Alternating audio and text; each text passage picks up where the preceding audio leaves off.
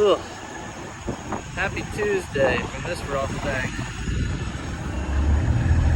Little Canadian carrier. Nice truck.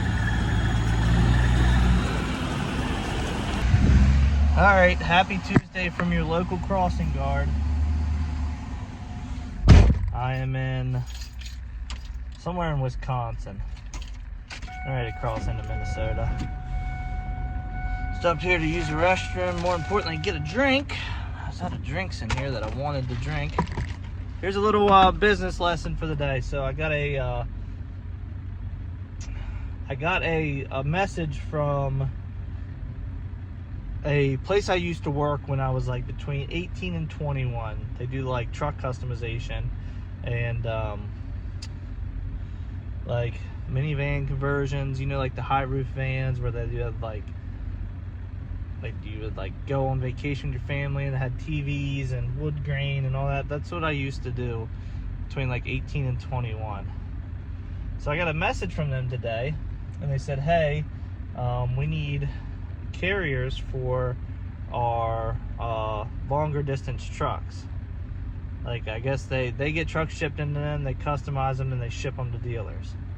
So they need somebody to do that. Well, I could have many years ago went in there and asked for their business, but I knew the guy who was shipping them.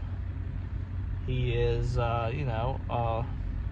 we talk, we bounce ideas off of each other. Like, he asked me some questions about, you know, hauling cars, because they started out, they have all kinds of equipment, like semi related, like low boys, dry vans, they got some dump trucks, things like that. His dad must have started this business. Anyways, dad's looking to retire. So the business tip is, knowing that he was the one shipping their vehicles instead of stepping on his toes, before I even responded back to them, I sent him a message. I said, hey, I just got a message from them, and you know, I wanted to reach out to you because I don't want to step on your toes. I didn't know if something was going on, or like I didn't want to get myself into a situation. Maybe there's like some, you know, shady stuff going on, or maybe he just tired of hauling cars. I didn't know what it was. Well, gonna find out his dad wants to retire, so they're trying to cut down the longer trips, which is why they ended up reaching out to me. So don't step on people, you know, on their toes just because you feel like you can go in and get the business, because one day you may need that guy, or it may turn into, you know, say, not with this company, but say like there was an issue and he'd be like, no dude, you don't want to work with them. But if I wouldn't have reached out to them, I would have, you know, it could have been a company where they weren't paying or something like that, and me being greedy, going in and try to get their business before talking to the carrier that was taking care of it, end up getting me hurt. So it's just, A, it's courtesy and it's a right thing, business to do, is to reach out like that. So should be taking over some of the longer hauls, which pay really good for these trucks. Or customized trucks. So we'll be hauling them. I don't know how we're going to be hauling them. That's to be determined. May have to get another trailer, but if the work's that consistent and pays that good, I don't mind buying another trailer. I don't want to put them on the wedge because they are a little lifted. It'd be something like a 43-foot Kaufman or something in that range to haul these. Would be appropriate to haul those, and it would pay for the trailer very easily. So anyways, I am 70 miles from deliveries in the same area. I'm gonna get this stuff off, get reloaded so I can start heading home today. Well, that's that. We got the beds off. All we gotta do is deliver this car now. I think it's about 20 miles away or so. Try to get out of here somehow. This place has stuff everywhere. I lost a magnet. Got to figure out what to do about that. I got one that was barely hanging on, so I don't know what I'm gonna do about that. I'll probably put it on the heater with a froster and get it to straighten out a little bit, but I don't know where I lost the other one. But let's go get this thing delivered here. Well, we made it to drop off this car. I'm not unloading till I get paid. We've got these characters hanging out here. I'm looking for a man named Vladimir. and his buddy is Igor. So yeah, this car's not coming off till I get paid, so let's see what we got. All right, well, I'm sorry for the wind noise. This has been a little interesting finding this vehicle, just figuring out why we're picking this up with nothing but a VIN number. So I'm in Minnesota at a Jeep dealer. This gentleman lives here in Minnesota. It overheats, and this is why it's going back to Maryland. He just bought it, still on temp tag. He just bought it. I don't know if he drove it here, drove it back, or had it shipped, but it's overheating, so I guess it's either going back to them to get fixed, or they're just buying it back from him or whatnot. But it's only got 91,000 miles, so not knowing what it is, we may end up picking up another vehicle since this thing is so small. Shoo-wee! Look at this back up. I'm in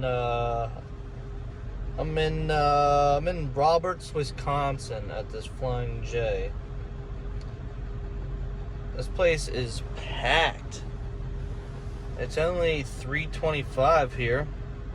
I was gonna pull in here and get fuel because fuel light's on. I don't want to run out like I usually do, and I was gonna get a shower so I can get a shower early so I don't have to worry about being busy later.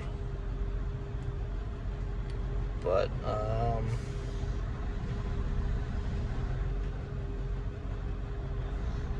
that guy's in a hurry. I don't know if you can see him over there. There's 3 guests in line. And it says there's 5 pumps idle, so I think it's what happened is all the people pulling forward are blocking the people that are done that just want to get out of here and then it just keeps backing up from there. So there's 3 guests in line. Camera misfell. I don't think I'm gonna get a shower here then. It's only 3:25. I'll just keep rolling, and then we'll find a place maybe later, get a shower. Well, that's one thing that always interests me is moving boats. These guys have been around forever. I see them on 95 all the time, but I wonder what it costs to move a boat of that size. I also wonder how much that boat costs. A 42 convertible at a Silverton. It's just a lot of work. Got all the bars in there, the stands. A lot of liability. Pays the bills though, I'm sure. Well, I looked, and the boats of that boat for sale used right now is between $175,000 and $275,000. So up here in Wisconsin now, I'm sure somebody's coming back up from the south with that for the summer, somewhere up here. I don't know where. I'm not familiar with this area. Maybe one of the Great Lakes, something like that. But I'm not sure what the rules are for moving oversized boat up here. That guy's been sleeping since I've been down here, and we're actually gonna get back on the road, just grab some what I'll call dinner, and knock down some miles. Well, if it ain't one thing, it's another. I heard that sucker blow. I don't know what else it took out as far as it tore the brake electrical lines all up, but I'm gonna get this thing on and worry about that later. Come a little ramp here, I'll back up on that, get that high enough off the ground, get a spare put on, and roll out of here. We are right on the Indiana Toll Road, and it's not a very nice spot. It's not all busy, which is nice here, as you can see, but I'm gonna make this quick. How is it that my impact battery's dead, of course, and my breaker bar is not in here? Like, how does that happen? So anyways, there's a little tire shop down here and outside of Gary, Indiana. So there's a little tire shop down here somewhere I'm gonna pull into. They open at 7. It is 7 o'clock exactly now, and see if they can at least get that off for me, and I'll put my spare on, or maybe I'll just have them put one of my I have brand new tires, 2 brand new tires in the bed of my truck.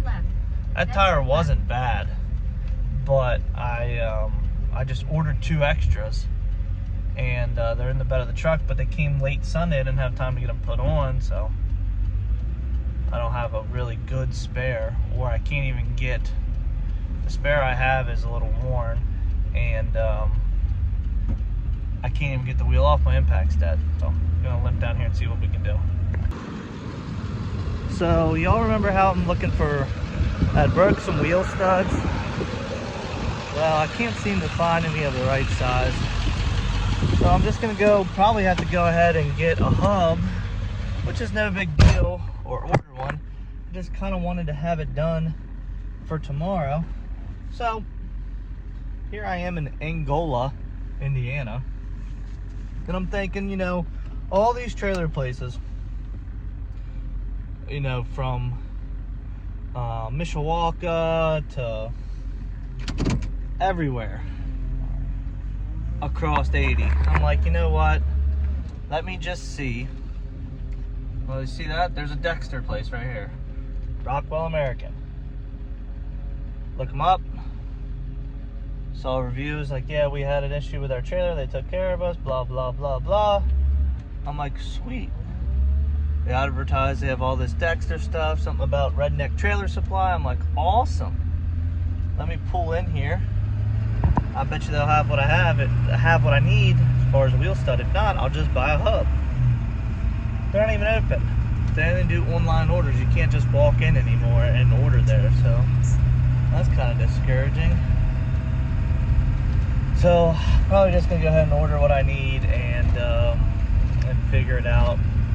Either put a hub on it tonight and take it tomorrow, or leave that wheel off, just run spread on that side, whatever it may be, whatever I gotta do. But I would have thought it's the, I guess you would say it's the shoulder of the wheel stud that's a different size that like presses into the hub. Everything I've gotten at the shoulder size has been too small, so guess we'll see what happens.